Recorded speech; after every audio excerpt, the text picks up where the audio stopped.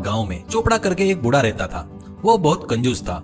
वो एक गाड़ी पर मटर समोसा बनाकर बेचता था। मिलावटी तेल, मिलावटी आटा, ऐसे सब मिलावटी सामान से समोसा बनाकर बेचता था।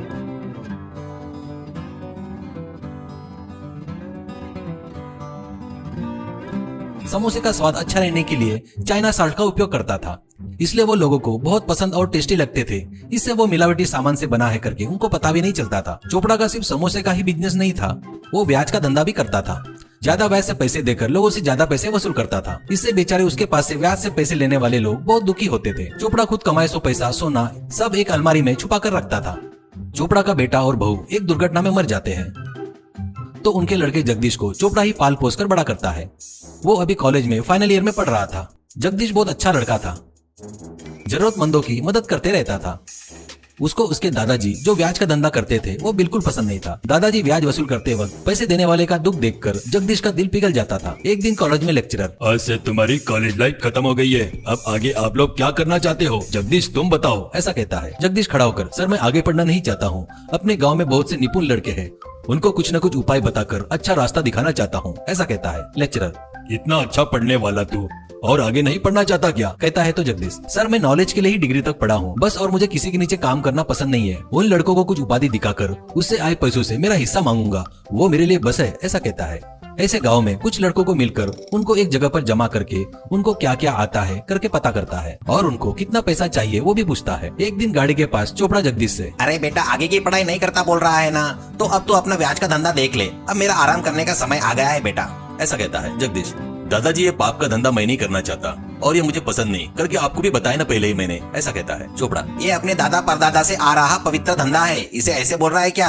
क्यों? ऐसा कहता है। जगदीश, किसी जरूरत के कारण लोग तुम्हारे पास ब्याज से पैसा लेने आते हैं, तुम पैसे देते हो अच्छा है, पर इसके बदले में उनसे ज्यादा पैसे लूटते हो, ये पाप है, इतना पैसा क्या करोगे? ऐसा कहता है। चोपड़ा, तेरे लिए ही कमा रहा हूँ रे गधे कहीं के, ऐसा कहता है गुस्से में। जगदीश, ये पाप का पैसा मुझे नहीं चाहिए, वो पैसा नहीं है, गाँव वालों का आंसू है, वो पाप है करके मैं तुमको प्रूव करके दिखाता हूँ, कहता है तो चोपड़ा, प्रूव करता क्या? बड़ी बड़ी बातें मत कर, तुझे पढ़ाकर गलती किया रे, कहता है तो जगदीश, जो हो गया उसके बारे में सोचकर दुखी होने से क्या फायदा, आपका पैसा पापी है, प्रूव करके रहूंगा, वो सच में लोगों के आंसू है। चोपड़ा घबरा कर, वो ये ठीक है, प्रूव कर देखता हूँ, ऐसा कहता है। जगदीश, पर एक शर्त है, गांव में बेरोजगार बहुत से लड़के हैं, उनको कुछ धंधा लगाने के लिए लागत के लिए कुछ पैसा चाहिए, वो पैसे तुम्हें देना होगा। चोपड़ा, हाँ ये नहीं होगा, मैं क्यों दूं? जगदीश, ठीक है, तुम्हारी अलमारी में का पूरा पैसा रो रो कर एक दिन भाप बनकर उड़ जाएगा, तब तुम्हारे पास कुछ भी नहीं बचेगा। अभी से आपका पैसा रोना शुरू कर दिया, एक सोने का सिक्का लेकर आओ, मैं साबित कर दूंगा कि वो रो रहा है करके, ऐसा कहता है। चोपड़ा घबरा कर दिनेश को घर के अलमारी के पास लेके जाता है।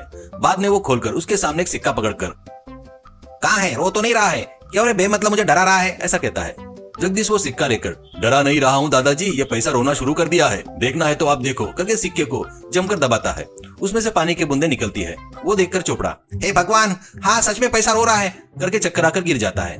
बाद में वो उठता है तो खटिया पर सोया पड़ा था। वो उठकर, अरे जगदीश, वो पैसा अभी भी रो रहा है क्या? ऐसा कहता है। जगदीश, फिलहाल रोना बंद कर दिया है दादाजी, पर उन पैसों को लोहे के पेटी में बंद करके रखे तो वो रो रो कर भाप बनकर उड़ जाएंगे, उसे बाहर लाना होगा, वो पैसा लोगों के कुछ काम में आने को होना।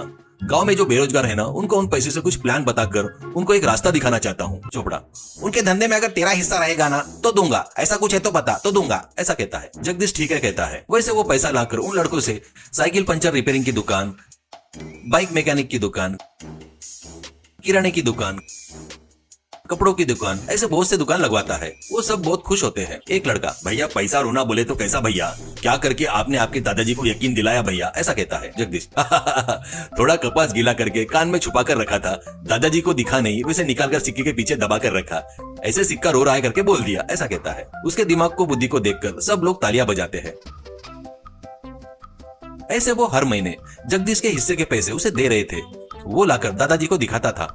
अपने नाती की जिंदगी बन गई करके चोपड़ा बहुत खुश होता।